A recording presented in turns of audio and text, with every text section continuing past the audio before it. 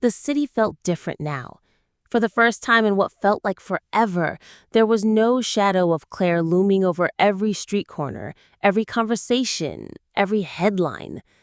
The billboards that once displayed her smiling face had been stripped clean. Her mansion stood dark and empty, like a monument to deceit.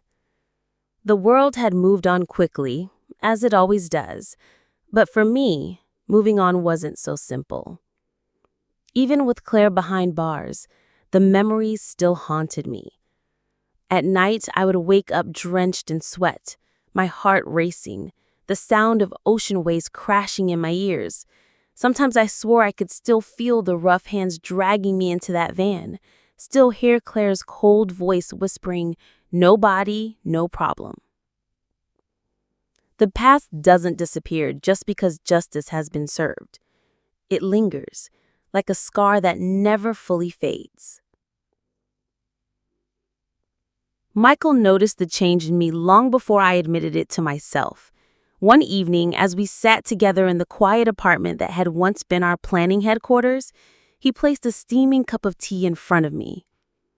"You haven't been sleeping," he said gently.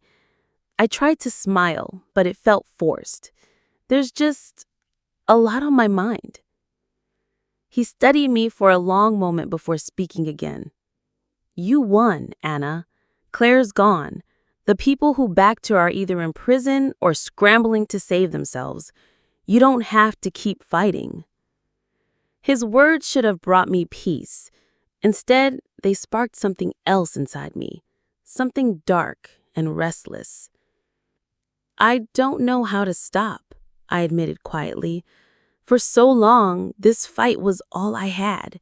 It gave me purpose. It gave me strength. Now that it's over, who am I without it?"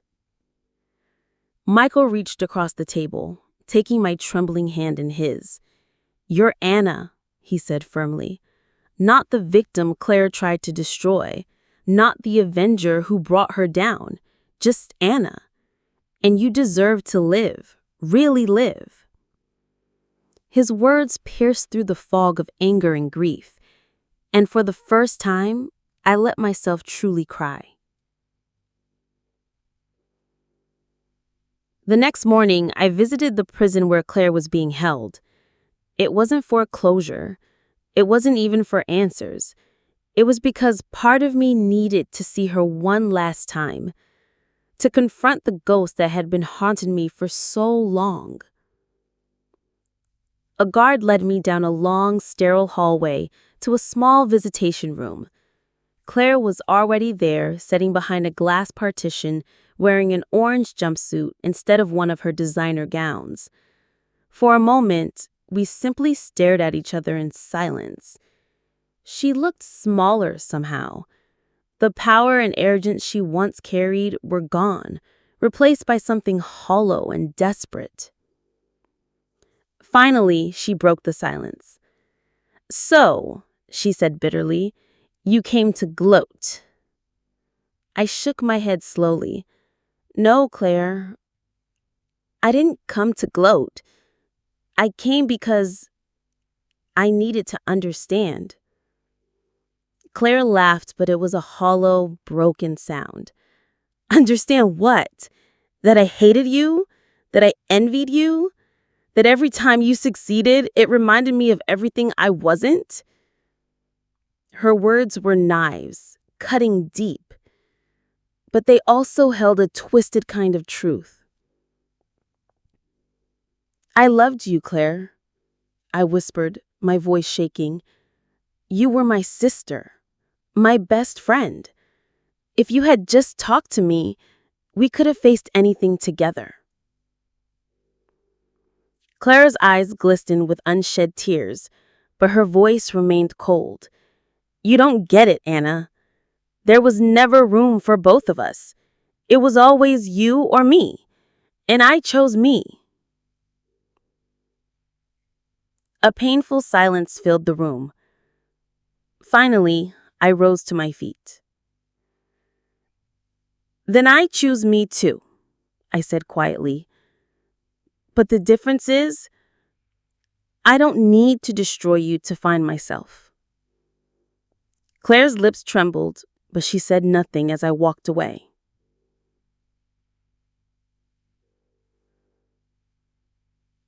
Outside the prison, the air felt lighter somehow. I realized in that moment that true freedom didn't come from revenge or justice. It came from letting go. I couldn't change what Claire had done. I couldn't erase the pain or the scars, but I could choose to stop carrying them. For the first time, I felt ready to move forward.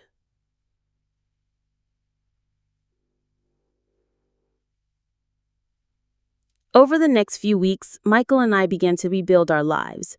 We found a small office space and started a nonprofit dedicated to helping other victims of betrayal, abuse, and corruption. It wasn't glamorous work, but it was meaningful.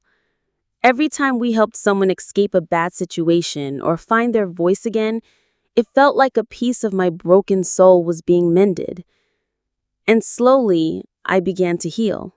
One evening, Michael and I stood together on a quiet rooftop, watching the sun set over the city. The skyline glowed with hues of gold and pink, a symbol of endings and beginnings. "You did it," Michael said softly. "You turned your pain into something good." I smiled, truly smiled, for the first time in months. "We did it," I corrected. "You never gave up on me, Michael, even when I gave up on myself." He squeezed my hand gently, his eyes warm with affection. "So, what now?" he asked. I gazed out at the horizon, the wind tangling in my hair. "Now," I said, my voice filled with quiet strength, "I live." Later that night, as I sat alone with my thoughts, I reflected on everything that had happened. Claire's betrayal had nearly destroyed me, but in a strange way, it had also forced me to grow stronger, braver, and more determined than I had ever been. The scars would always be there, but they no longer defined me. I wasn't just the girl who had been left for dead. I wasn't just the woman who had brought her sister to justice. I was Anna, survivor, warrior, dreamer. And my story was just beginning. Sometimes the people we love the most hurt us the deepest, but we always have a choice to let that pain consume us or to rise above it and create something beautiful. If you were in Anna's shoes, would you forgive Claire or walk away forever? What does forgiveness mean to you? Share your perspective in the comments. Your insight could help someone else on their own healing journey. And if this story has touched your heart, please like, subscribe, and share to help us bring you more powerful stories like this one. Thank you for staying with us through every twist and turn of Anna's journey. Your support means the world to us.